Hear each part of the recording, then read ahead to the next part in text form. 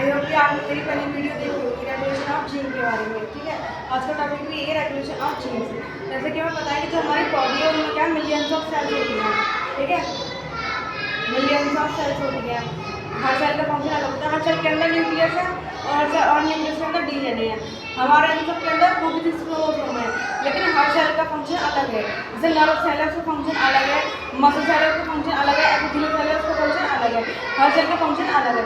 ऐसा क्यों होता है? ऐसा इसलिए होता है क्योंकि जो हमारी सेल है उसके अंदर क्या है, डीएनए है, और वो क्या है, इसमें क्या है, ट्रांसलेशन होता है, इससे वो प्रोटीन बनता है। ठीक है, तो जो प्रोटीन को बनाना हमारी बॉडी में क्या है, 20 अमीनो एसिड्स होते हैं।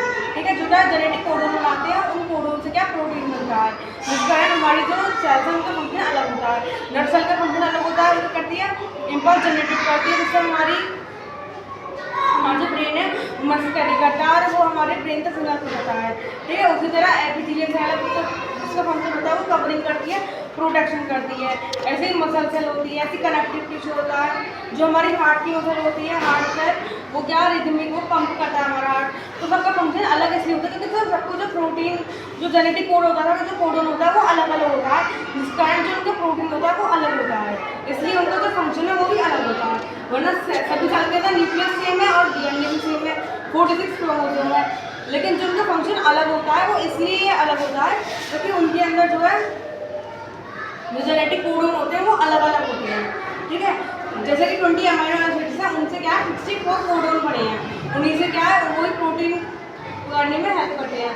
जैसे हमने डीएनए से एमआरएनए बनाया, उससे क्या ट्रांसक्रिप्शन हो गया, और फिर उसी एमआरएनए से हमने प्रोटीन बना लिया, क्या हो गया, ट्रांसलेशन हो गया। ठीक है, तो इस ट्रांसलेशन हो गया, जो प्रोटीन अलग अलग प्रोटीन पर जाकर वो कोडोन जो करते हैं प्रोटीन पर सीक्वेंस बनाते हैं, उसकी वजह से उनका फंक्शन है वो अलग अलग हो जाता है। जो हमारी प्रोकैरियोटिक सेल्स है और जो हमारी यूकैरियोटिक सेल्स हैं, प्रोकैरियोटिक सेल्स में क्या है, वेल डेवलप्ड न्यूक्लियस नहीं होता है और न्यूक्लियर मेम्ब्रेन नहीं होते, लेकिन जो यूकैरियोटिक सेल होती है वो थोड़ी कॉम्प्लेक्स होती है, उसमें न्यूक्लियस भी होता है, न्यूक्लियर मेम्ब्रेन भी होती है और सारे ऑर्गेनेल्स प्रेजेंट होते हैं।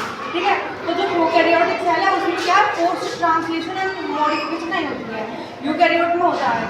जैसे मैंने आपको पहले बताया हिस्टोन मॉडिफिकेशन के बारे में बताया था कि जो हिस्टोन जो है वो कैसा पॉजिटिवली चार्ज प्रोटीन है और जो हमारा डीएनए वो नेगेटिवली चार्ज है, क्योंकि जो हमारा डीएनए है उसके अंदर क्या फॉस्फेट ग्रुप प्रेजेंट है, PO4 नेगेटिव, जिसकी वजह से हमारा डीएनए जो है वो नेगेटिवली चार्ज है और जो प्रोटीन है वो प्रोटीन चार्ज है, और वो पॉजिटिव नेगेटिव की वजह से उनका अट्रैक्शन होता है, जिसकी वजह से उनके बीच में बहुत स्ट्रॉन्ग फोर्स होती है जो एक दूसरे को रिएक्ट कर लेती है। ठीक है, तो ये था हमारा ट्रांसक्रिप्शनल।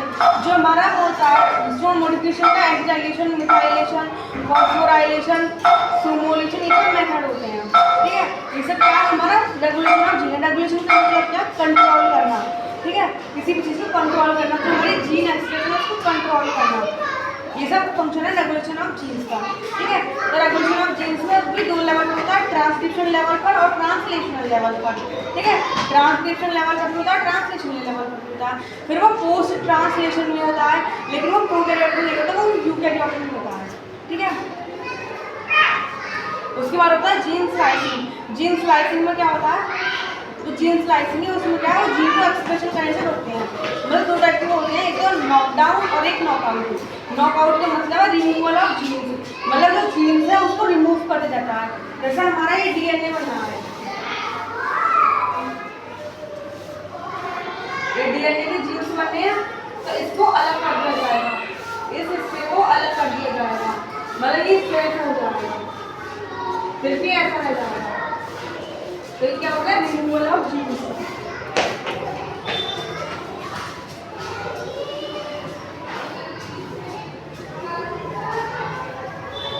और जो नॉकडाउन जीन्स होता है, नॉकडाउन में क्या होता है, वो प्रोटीन बनाने से उनको सप्रेस करके जाता है, रोक दिया जाता है। ठीक है, ये होता है नॉक आउट और नॉकडाउन जीन्स का। ये सब आज हमें पढ़ना रेगुलेशन ऑफ जीन्स के अंदर। ठीक है, आई होप कि आपको ये समझ में आया होगा। Thank you.